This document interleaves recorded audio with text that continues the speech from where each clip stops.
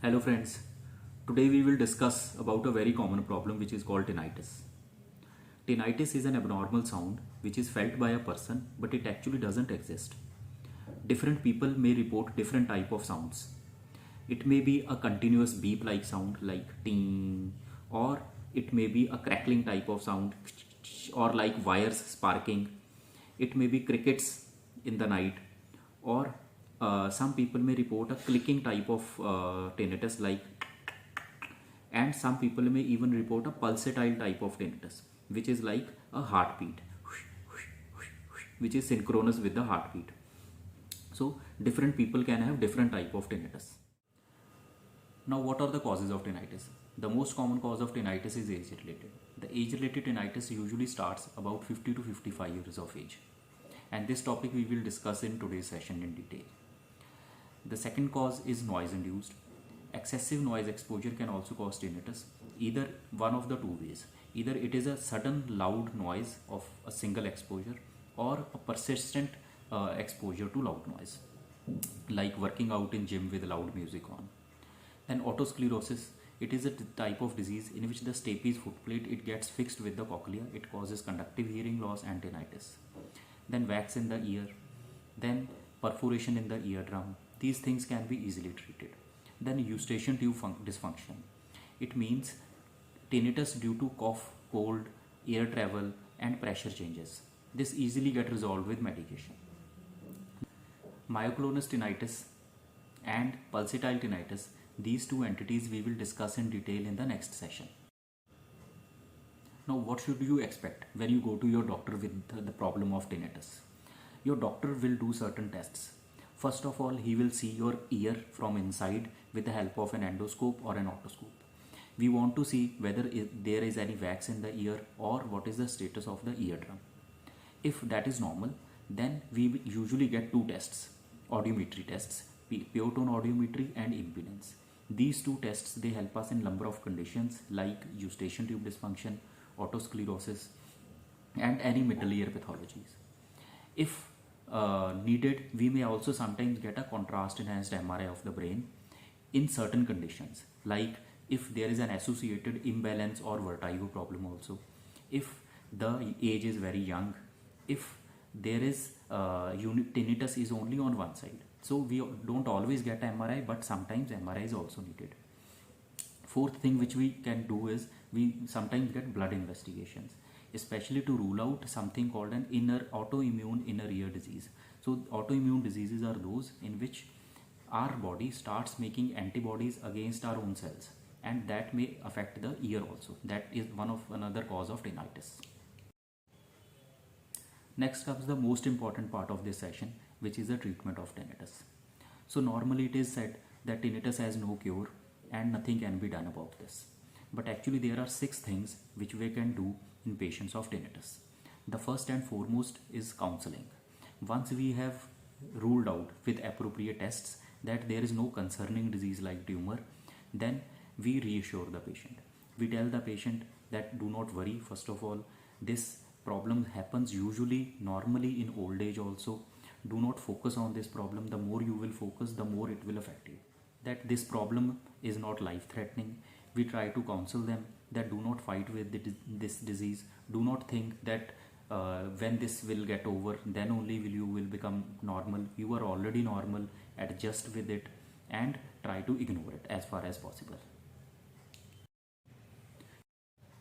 During counseling, we also advise the patient regarding precautions like avoiding excessive noise exposure. The second thing which we can do is masking. Now, tinnitus is more evident during the winters because the air conditioner and fans, they are switched off. When we are during daytime at our workplace, the tinnitus is usually not that troublesome because of surrounding noise. This effect is called masking. We can use this effect to our advantage. So if the tinnitus is troubling with your sleep, what you can do is you can use a broadband noise or a wideband noise or meditative music before you sleep. You can put a speaker on your bedside and put it on a auto cut and sleep off listening to that music. Now this masking will not cure the tinnitus, it will only just mask it so that you can sleep off. It will basically divert your mind away from tinnitus. The next intervention is the oral medication. There are different type of medicines which are available for tinnitus. Same type of medicine may not be effective in everyone, so we keep on changing these medicines over a course of time. These medicines may not be always effective in treating the tinnitus, but they may help in reducing the progression of the disease or help in adjustment. Another option for treatment these days is intratympanic injections. So there are two types of intratympanic injections, dexamethasone and platelet-rich plasma. What is intratympanic injection means that we go through the eardrum and inject certain medicines in the middle ear. There is something called a round window from where these medicines they enter the cochlea and they are said to have a positive or healthy effect on the inner ear. Now there are two types of medicines. Dexamethasone is a steroid medicine. It basically helps in as an anti-inflammatory. So this may be more helpful in people who have a recent onset tinnitus, like because of certain SNHL, recent onset tinnitus. But PRP is not an anti-inflammatory. It is basically a regenerative thing, which is also used in hair transplant and even in sports injuries, for tendon injuries, muscle repair, etc.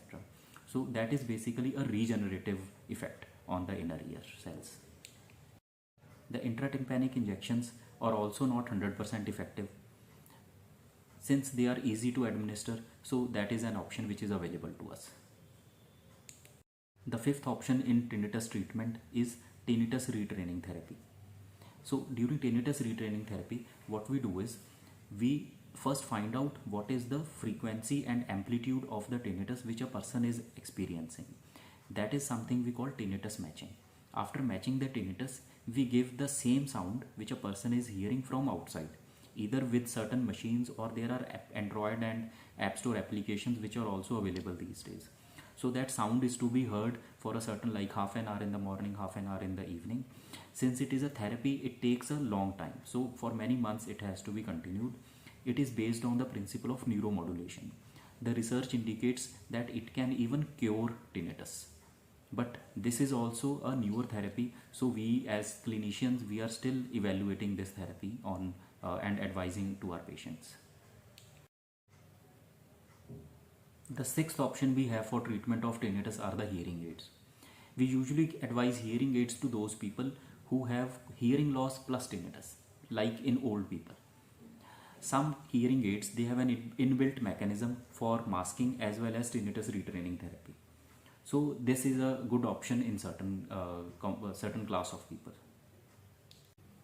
Now many people claim that they can cure tinnitus with homeopathy, Ayurvedic or certain acupressure techniques.